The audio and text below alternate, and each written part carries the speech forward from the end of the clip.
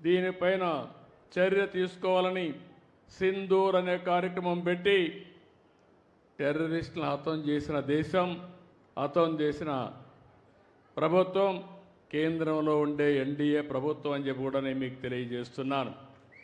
అలాంటి చేసినప్పుడు ఎక్కడికక్కడ వాళ్ళు కరెక్ట్ చేసుకోవాల్సింది పోయి మళ్ళీ ఏదైతే ఈరోజు పక్కనుండే పాకిస్తాన్ అయితే మళ్ళీ మన మీద దాడులు చేస్తూ కవ్వింపు చర్యలు చేస్తున్నారు.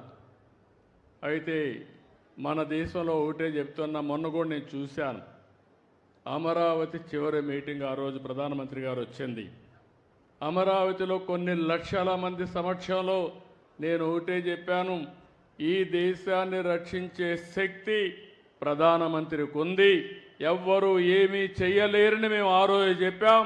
అది చేసి చూపిస్తారని మరొక్కసారి మీ అందరికీ విజ్ఞప్తి చేస్తున్నా. అయితే ఒక్కొక్కసారి బాధ కలుగుతుంది. ఇలాంటి జరుగుతూ ఉంటే ఈ జిల్లాలో చాలా గ్రామాల్లో చాలామంది దేశభక్తితో డిఫెన్స్కి వెళ్తున్నారు. మేము కూడా దేశాన్ని కాపాడాలి, నా వంతు బాధ్యతగా నేను కూడా దేశ సేవ చేయాలని చాలామంది ముందుకొచ్చి యువకులైతే ఈ యొక్క రక్షణ శాఖలో చేరుతున్నారు. అందులో చేరిన వ్యక్తుల్లో మన తెలుగు బిడ్డ మురళీ నాయక్ ఈ జిల్లా వాసి. ఆ మురళీ నాయక్ ప్రాణాలు కోల్పోవడం చాలా బాధేస్తుంది. ఈరోజు మీరు చూసినప్పుడు జమ్మూ కాశ్మీర్ సరిహద్దుల్లో పాకిస్తాన్ జరిపిన కాల్పుల్లో మన ఉమ్మడి జిల్లాకు సంబంధించిన వ్యక్తి నిన్న చనిపోయారు. గోరంట్ల మండలం కల్లి తండాకు చెందినటువంటి మురళీ నాయక్ వీర మరణం, దేశం కోసం చనిపోయారు. బాధేస్తుంది. వాళ్ళ తల్లిదండ్రులతో ఇప్పుడే నేను మాట్లాడాను. తల్లి వచ్చి జ్యోతిబాయ్, తండ్రి వచ్చి రామ్ నాయక్. వారికి నా ప్రగాఢ సానుభూతి తెలియజేస్తున్నా. ఈ రాష్ట్రం, ప్రభుత్వం, సమాజం మీకు అండగా ఉంటామని ఈ సభా సమావేశంలో హామీ ఇస్తున్నానని చెప్పి కూడా నేను మీకు తెలియజేసుకుంటున్నాను. 2 సంవత్సరాలు ఆర్మీలో ఉన్నాడు, ఎనలేని సేవలు అందించాడు. మనమందరం ఒక విషయం గుర్తుపెట్టుకోవాలి.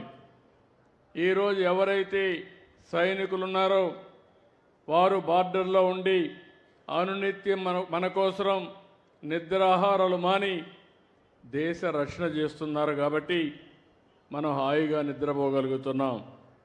అలాంటి ఈరోజు మనం చూస్తూ ఉంటే కొన్ని దేశాలు ప్రజాస్వామ్యంలో ప్రపంచంలో ఎక్కడ కూడా హింసకు తావు లేదు. అందరూ కూడా ప్రగతిలో పోటీ పడవలసిన అవసరం ఉంది.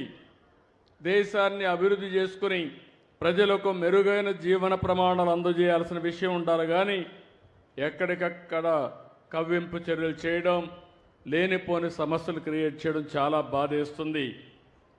అయితే ఇలాంటి జరిగినప్పుడు మనమందరం కూడా అండగా ఉండాలి. దేశభక్తితో ముందుకు పోవాల్సిన అవసరం ఉంది. మన రాష్ట్రంలో ఉండే అన్ని ప్రాంతాలు కూడా అప్రమత్తంగా ఉండాలి. దేశం చేసే పోరాటానికి ప్రతి ఒక్క వ్యక్తి సంఘీభావాన్ని తెలియజేయాలి. అండగా ఉంటామని నినదించి చెప్పాల్సిన అవసరం ఉందని చెప్పి కూడా నేను మీకు తెలియజేస్తున్నాను. అందుకే ఇప్పుడే కేశవ్ గారు అన్నట్టు భారత్ మాతాకి అంటే గట్టిగా చేయని మనమందరం నినదించడమే కాకుండా అండగా ఉండాలని చెప్పి మరొకసారి కోరుతున్నా.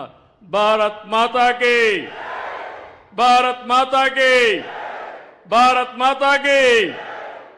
అదే సమయంలో ఎవరైతే చనిపోయారో, వీర మరణం పొందారో వారి కోసం 2 నిమిషాలు మురళీ నాయక్ ఆత్మకు శాంతి కలగాలని కుటుంబ సభ్యులకు ప్రగాఢ సానుభూతి తెలియజేసుకుంటూ 2 నిమిషాలు మౌనం పాటిద్దాం.